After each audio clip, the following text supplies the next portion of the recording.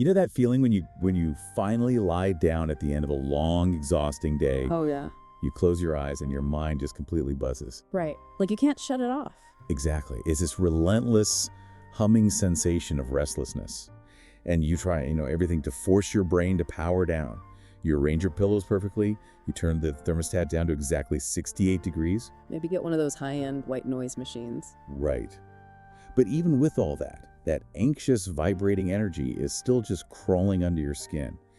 It completely ignores all your attempts to create a peaceful environment. Well, I mean, that is basically a universal baseline for modern human psychology.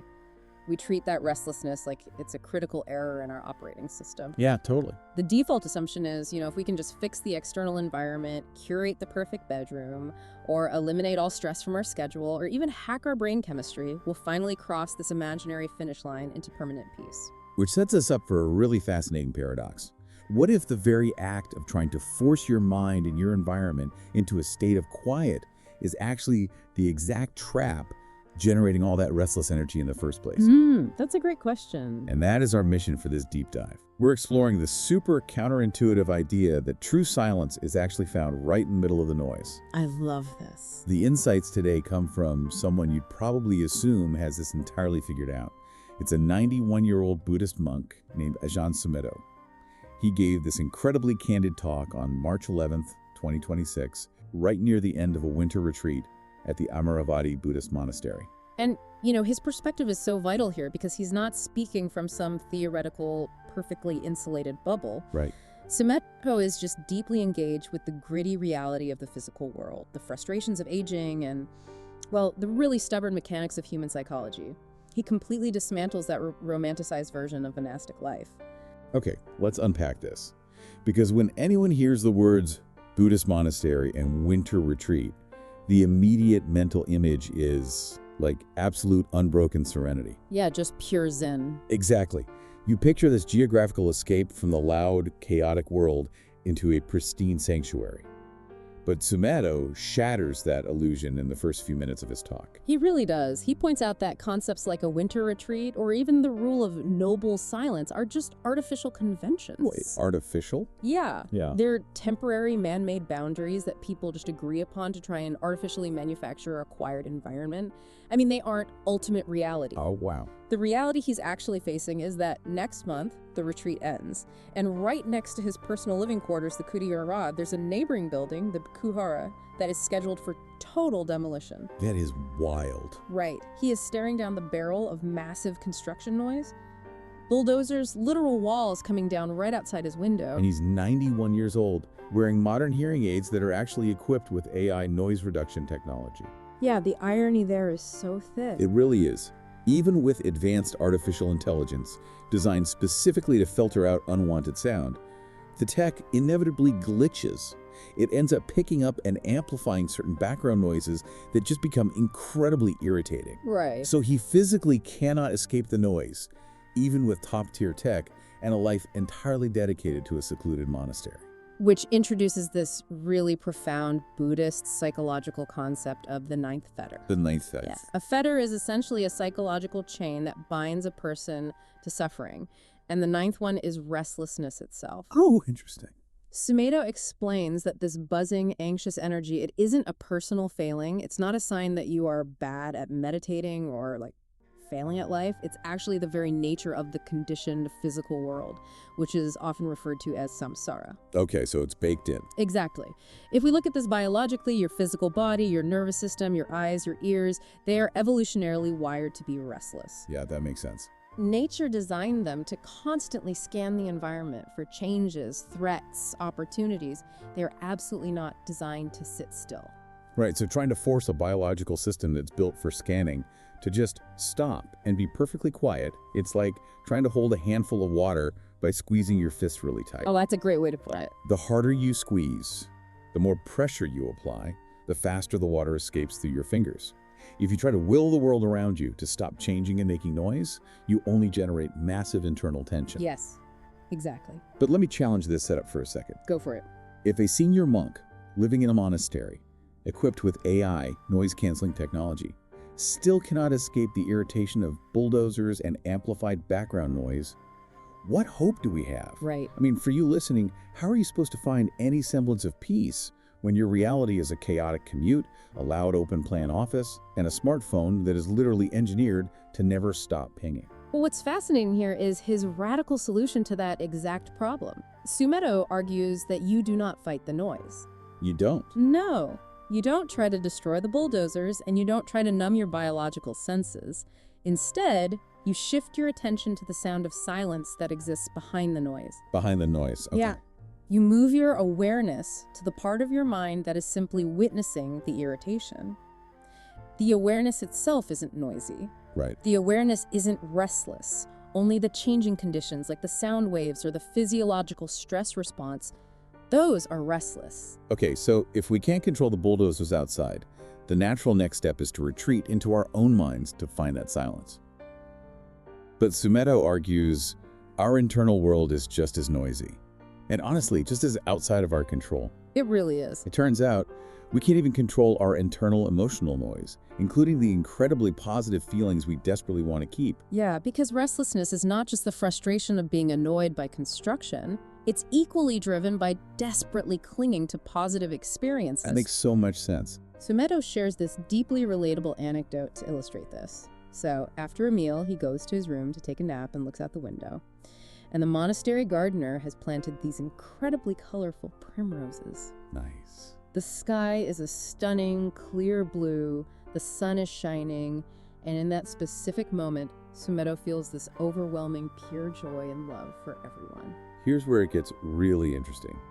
Because the universal instinct we all share when we feel that rare burst of pure joy is to try and lock it down. Oh, absolutely. We want to construct a fortress around that feeling and just live in it forever.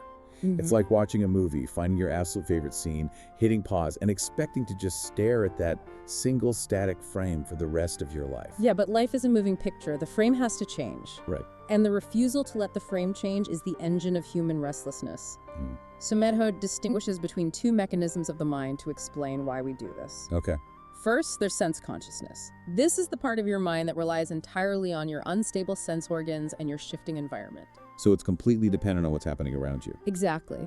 Sense consciousness changes with the weather, quite literally in the case of the primroses.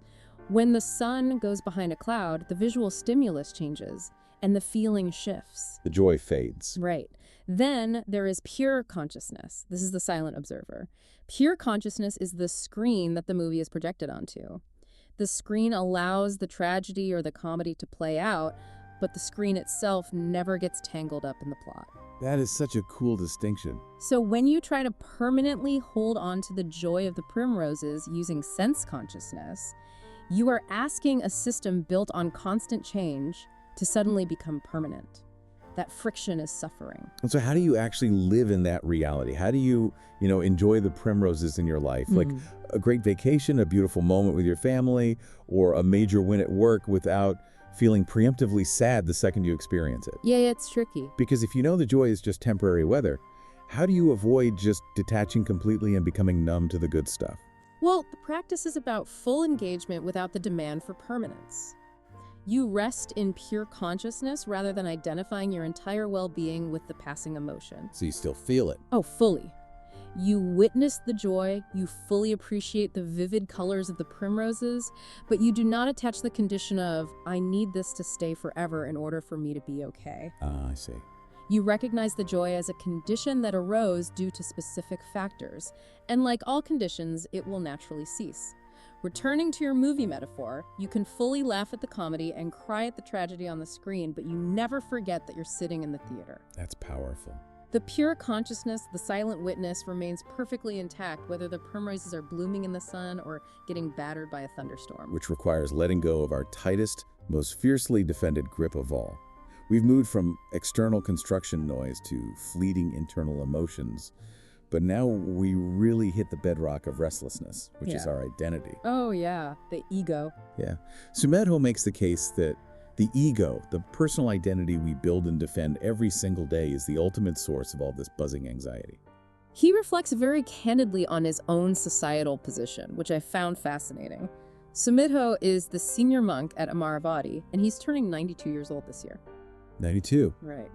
And in any traditional hierarchy, that specific title commands a massive amount of formal deference and respect, but he points out the absolute absurdity of internalizing that title. How so? He notes that if he actually sits there demanding respect internally because he is the senior monk, genuine respect becomes impossible. People might bow or use the right honorifics, but it's just a hollow performance. Because the title is just a convention. You bet. Just like the rule of noble silence we talked about earlier. Exactly. He bluntly states that when he eventually passes away, the very next monk in line will step up, take the title, and receive the exact same formal treatment. The position is just a functional formality. He even refers to his own 91-year-old physical body as an empty phenomenon that is just rolling on through time. And this targets the very first fetter in Buddhist psychology known as Sakkayaditthi, Sakkayaditthi. which translates roughly to personality view. We are biologically and socially conditioned from birth to believe that our personality is a real, solid, permanent entity that constantly needs to be defended. Right. Sumedho breaks down the mechanics of this illusion. Personalities are entirely reactive. They fluctuate constantly based on the environment. That's so true. Your personality changes depending on whether you are receiving praise or blame, whether you just succeeded or failed, whether you had coffee or didn't. Definitely the coffee part. Right. Therefore, seeking ultimate peace or enlightenment for your personality is a mathematical impossibility. The personality is a fluctuating symptom of the environment. It isn't real enough to be enlightened. Wow. He argues that only universal wisdom is worthy of respect, and wisdom does not belong to a 91-year-old monk any more than it belongs to anyone else. So what does this all mean? Let me stop you there because we really need to pressure test this against your daily reality as a listener. Let's do it. In a monastery, maybe you could view yourself as an empty phenomenon. But in the corporate world, or in society at large, titles dictate reality. They absolutely do. If you're a director, a project manager, or a senior partner, that title dictates your salary, your level of influence, and how people treat you in a high-stakes meeting. Society operates entirely on these structural hierarchies. For sure. So how do you function in the modern economy without attaching to your title? I mean, you can't just walk into a performance review and tell your boss that your title is an empty phenomenon and expect a raise. Right, and Sumedho is absolutely not suggesting you do that. This isn't about dropping out of society or abandoning your responsibilities. Okay, good. It's about fundamentally changing the psychological mechanism of how you relate to the role. The practical advice is you wear the suit. Wear the suit. Yeah. You can wear the title of manager, you can execute the duties of that role with excellence, you can even negotiate for a higher salary. But you stop believing deep in your core that the suit is your fundamental identity. Oh, I like that. You recognize it as a temporary set of clothes you put on to navigate a specific social convention. When your ego isn't desperately fused to the title, you actually become exponentially more effective at your job. Because you aren't distracted. Exactly. You aren't wasting mental energy worrying about being slighted, defending your turf, or panicking over a perceived lack of respect because you know the role is just a conditioned, empty phenomenon. That sounds incredibly clean in theory. Yeah. But the psychological friction of taking that suit off is massive. When you have spent 10 hours a day, 5 days a week making decisions and acting as the manager, that suit gets glued to your skin. Oh, it really does. You come home and you still want to manage your family, or you still carry the stress of the boardroom right into your living room. How does someone practically break that habit? Well, it requires recognizing the exhaustion that comes from defending a fiction. The friction you're talking about, that buzzing restlessness when you get home, is the physiological cost of keeping the ego inflated. So it's exhausting us. Completely. Sumedho's practice of shifting to pure consciousness is the antidote here. When you notice the urge to defend your status or control your home like you control your office, you simply witness that urge arising. You just watch it. Yeah. You look at it and say, that is the manager identity feeling threatened. By observing it rather than becoming it, the suit starts to unbutton itself. You don't have to forcefully rip it off. You just stop feeding it the energy of your belief. Observing the urge without becoming the urge. That is a really powerful mechanism. But Sumedho pushes this even further. He doesn't stop at individual corporate titles or personal ego. No, he goes much bigger. He scales his concept of empty phenomena up to the global stage. And this leads into some very heavy real-world territory regarding how our conditioned identities fuel massive geopolitical conflicts. He describes his morning routine of listening to the BBC World Service. And he hears the relentless daily reports of wars, drone strikes, and casualties happening across Israel, Iran, the Emirates, the US, Lebanon, Ukraine, and beyond. And he makes a very profound observation about the psychological mechanism of how the human mind processes that news. And I just want to pause and be completely clear for you listening. Sumito isn't making a geopolitical statement here, and neither are we. Absolutely not. We are not analyzing the right or wrong of any specific international conflict, nor are we endorsing any political viewpoints. We're impartially conveying his ideas. Right, no sides being taken. He is simply using the everyday experience of consuming the morning news to point out a very uncomfortable, universal psychological mechanism regarding human empathy. Precisely. His observation is purely about the mechanics of the mind. Sumito notes that when the media reports on massive casualties of foreigners, whether they are Arabs, Israelis, Iranians, or Ukrainians, listeners often process those deaths as mere statistics. Like it just registers as a big abstract number on the radio. Exactly. But, he points out, if American or British citizens are killed, suddenly the tone of the reporting and the psychological reaction of the Western public shifts dramatically. It becomes deeply personal. It becomes a significant, tangible tragedy. He also highlights how society is conditioned to react very differently to the deaths of children compared to the deaths of adult men and women in these strikes. If we connect this to the bigger picture, he's exposing the ultimate tragic cost of that first fetter the personality view when it is scaled up to a societal and global level. Yes. The identities we cling to so fiercely, being English, American, working class, middle class, one religion or another, these are all deeply conditioned, empty phenomena. They have no permanent inherent core. None. But because we're biologically and socially conditioned to identify with our specific tribe, our mind automatically categorizes human value based on proximity to our own labels. If someone shares our conditioned label, we perceive their suffering as real. If they carry a different label, our brain reduces them to a statistic. It is the ultimate, most destructive form of restlessness.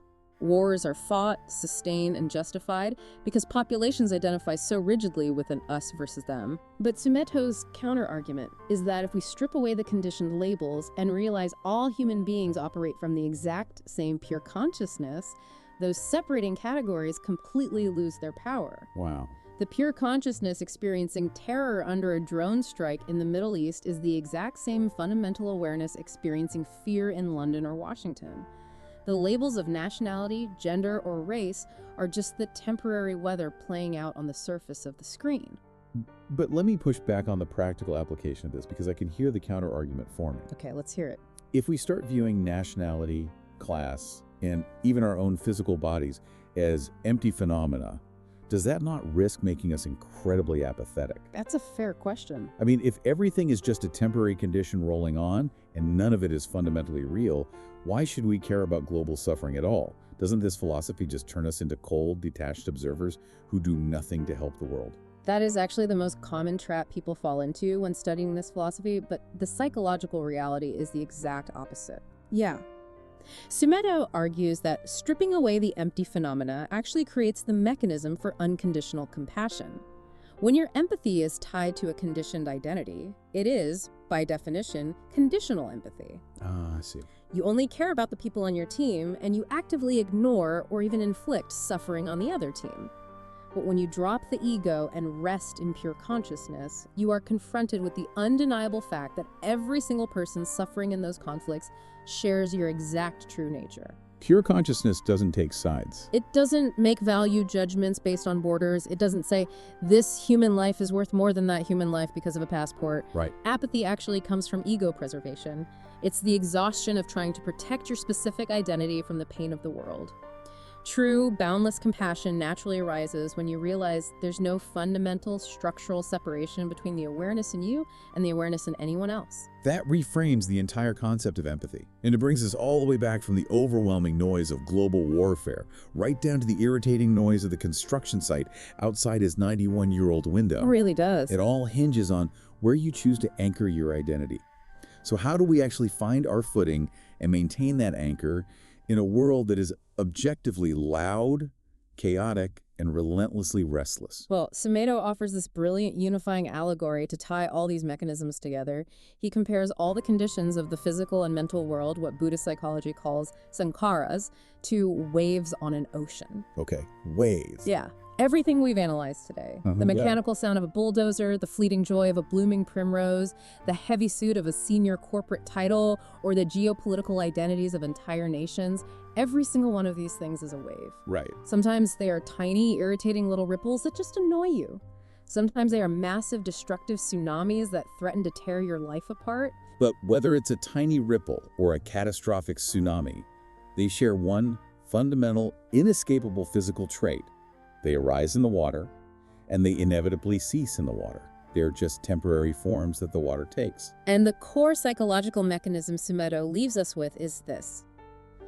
You are going to suffer immense, exhausting restlessness if you identify as the wave. Because the wave always crashes. Exactly. If you believe you are the wave, you will spend your entire life terrified of eventually crashing and disappearing on the shore. Or you'll exhaust yourself trying to freeze a pleasant ripple and make it last forever. Which we know you can't do. Right. But your true identity, the pure consciousness, the silent witness, is not the shifting, anxious wave. It is the vast, deep, still ocean of water underneath. So you don't need to destroy the modern world to find peace. You don't need to destroy your physical body, you don't need to smash your AI hearing aids, and you don't even need to destroy your personality to quit your job. No, not at all. You just have to practice being the ocean that witnesses the waves. Mm. You allow the conditions to arise, and you allow them to cease, without throwing your entire sense of self into the turbulence. This raises an important question, though. How much biological and mental energy do we waste every single day trying to iron out the ocean? Oh man, so much. Trying to force the waves to start moving? Sumedho's entire reflection proves that true silence isn't the absence of noise. True silence is the pure awareness that simply listens to the noise without demanding it be anything else. Which brings us right back to you, lying in bed at the end of the day with a buzzing, restless mind, frustrated that you can't force yourself to sleep. Yeah. The next time you face a massive wave in your life, whether it's an irritating background noise you cannot escape, a sudden loss of joy when the internal weather changes, or a massive blow to your ego at work, ask yourself, are you going to drown trying to fight the wave, or are you going to remember that you are the ocean? What would your day look like tomorrow if you treated your biggest, loudest stressor simply as a temporary ripple on the surface of your awareness, rather than a threat to your very existence? It fundamentally changes the mechanics of how you experience life. It really does. Thank you so much for joining us on this deep dive. Until next time, stay curious and see if you can listen to the silence behind the noise.